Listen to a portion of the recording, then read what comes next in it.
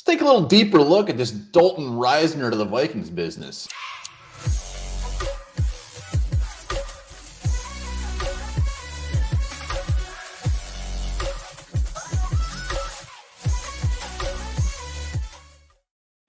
Welcome back to the Onebar and Lupagus show. A very fantastic day at the Onebar and Lupagus show. Lupagus wearing his underdog swag. Yes, we have partnered up with Underdog Fantasy. We did a video before that, so check it out.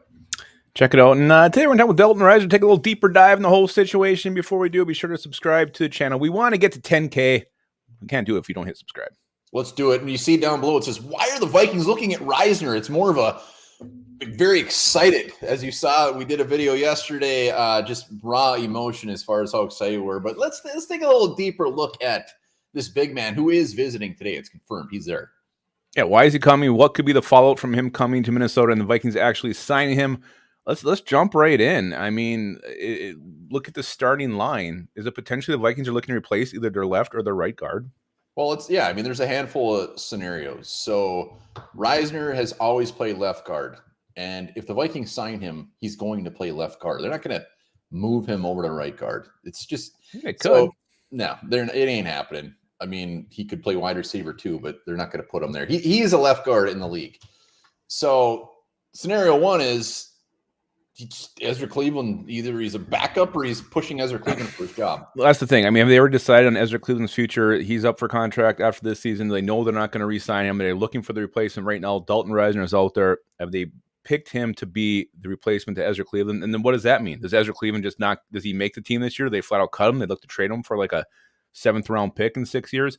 I don't know, but that's something to think about if he truly does come in and play left guard.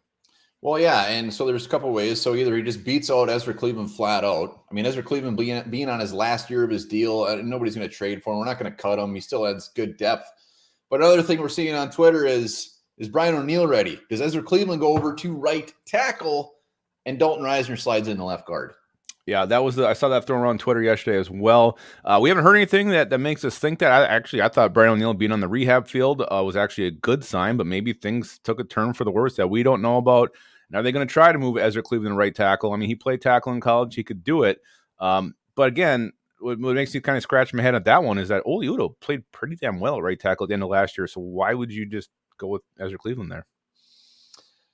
I don't know. And the other, I mean, we kind of hit on it. The other scenario, as far as him just getting planted at left guard, is just an all-out battle. May the best man win. I mean, what is the downside of bringing in another very good offensive lineman just to see who wins the job? And the worst case is the other guy's the backup.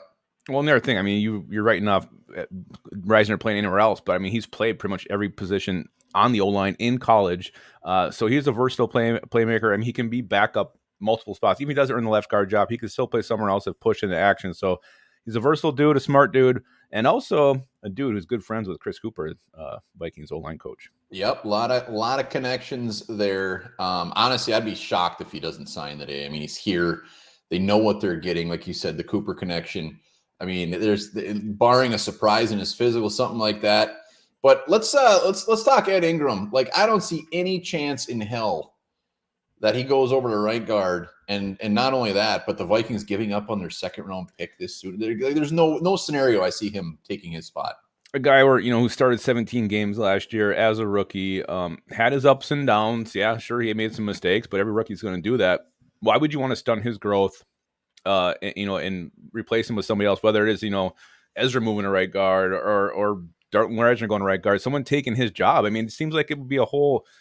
You're almost getting rid of that draft pick, a high 2nd round pick that you got in the trade down, moving from 12 to 32 last year. This guy needs to develop. He needs more snaps. He needs to get better because he's, Ed Ingram's going to be here long term. So he needs to get better, take the next step. It's not going to happen if you start taking snaps away from him. What if you're Ezra Cleveland right now? What are you thinking? I don't know. I'm thinking I better call my agent, see who wants me next year.